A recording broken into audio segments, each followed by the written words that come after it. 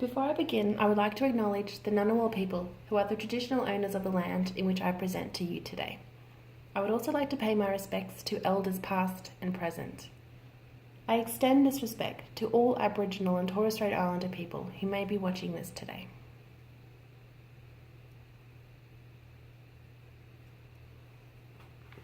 The Defying Empire exhibition at the Australian National Gallery showcases a range of artwork which highlights a number of Australia's issues of racism and ignored histories and policies. The artwork that particularly resonated with me from the exhibition was Raymond Zada's Racebook. I will explain why I felt Racebook is an important piece of artwork and how the culture of online racism and stigma the artwork symbolises relates to the health and well-being of Aboriginal and Torres Strait Islander people. This artwork reveals the uglier side of social media sites such as Facebook. Raymond Zada created Racebook as a visual response to racist comments posted in two offensive and now deleted Facebook groups.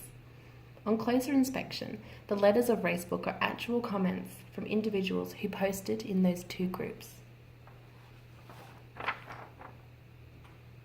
The comments give a snapshot into some people's attitudes towards and perceptions of Aboriginal people in Australia.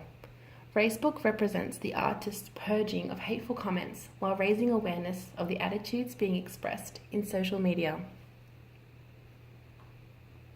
Advances in modern technology have made the internet and access to social media a lot more widely available.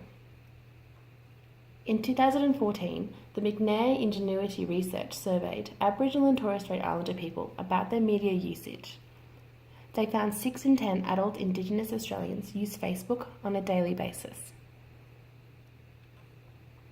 Aboriginal and Torres Strait Islanders living in the metropolitan areas of the capital cities are the biggest Facebook users at 68%. In rural towns, the figures are slightly less at 61%.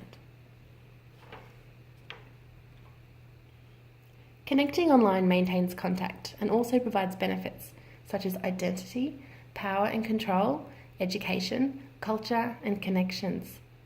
Facebook's own mission statement is to give people the power to build community and bring the world closer together. However, the 2 pages Raymond Zada refers to in Racebook had over 43,000 combined likes between them.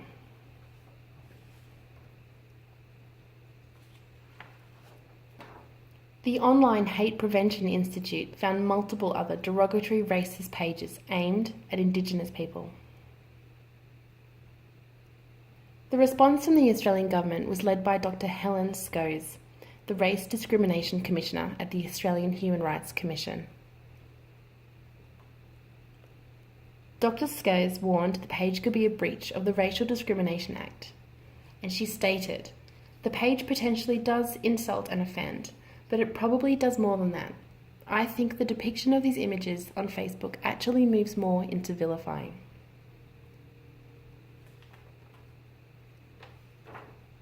After the pages were reported more and more, Facebook added a controversial humour tagline to the pages.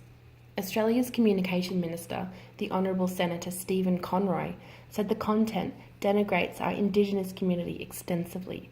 He also said, "Pretending it is humour doesn't change that."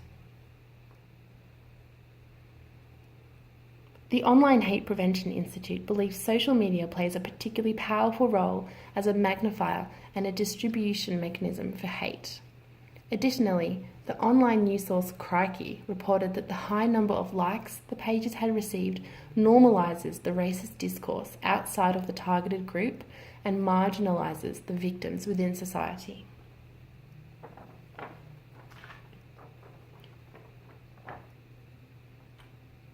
Crikey says, by allowing crowds to gather where the normative value is racist, that value becomes ingrained and gains greater acceptability. This highlights the danger of social media in making racism socially acceptable.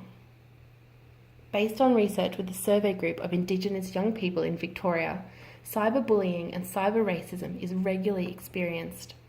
Memes on Facebook racially vilify and discriminate Aboriginal and Torres Strait Islander people.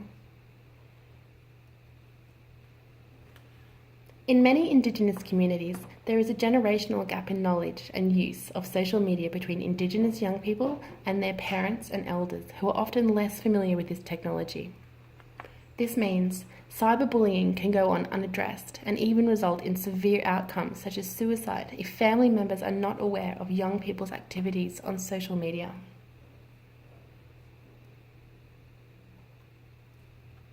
This picture is provided by the Localities Embracing and Accepting Diversity Experiences of Racism, a project which surveyed 755 Aboriginal people from Victoria. The survey found that in the past 12 months, 97% had experienced at least one racist incident.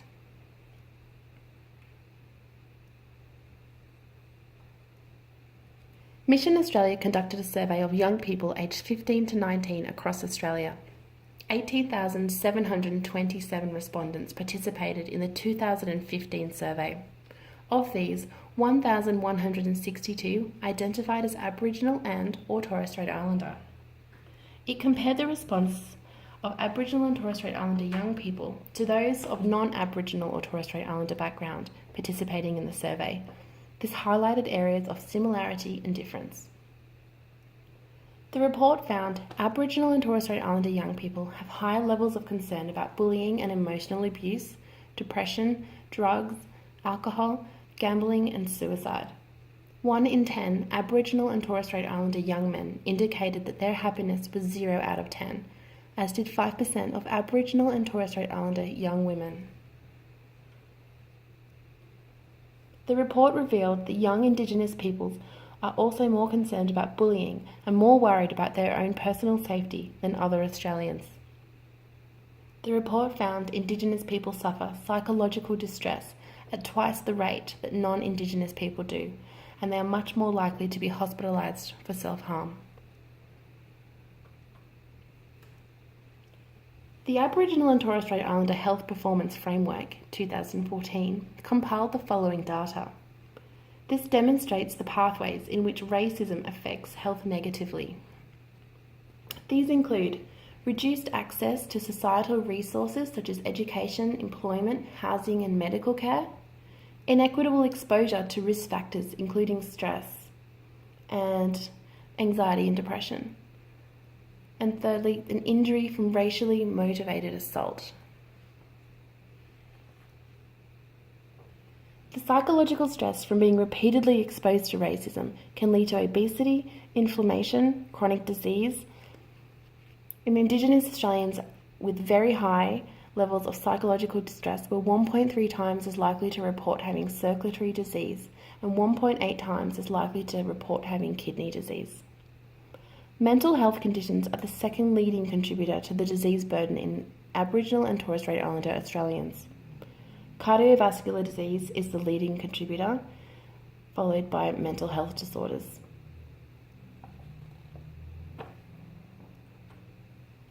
I have added this slide to show how easy it is to report racist pages on Facebook, so abusive content does not spread, and racism is never seen as socially acceptable or humorous.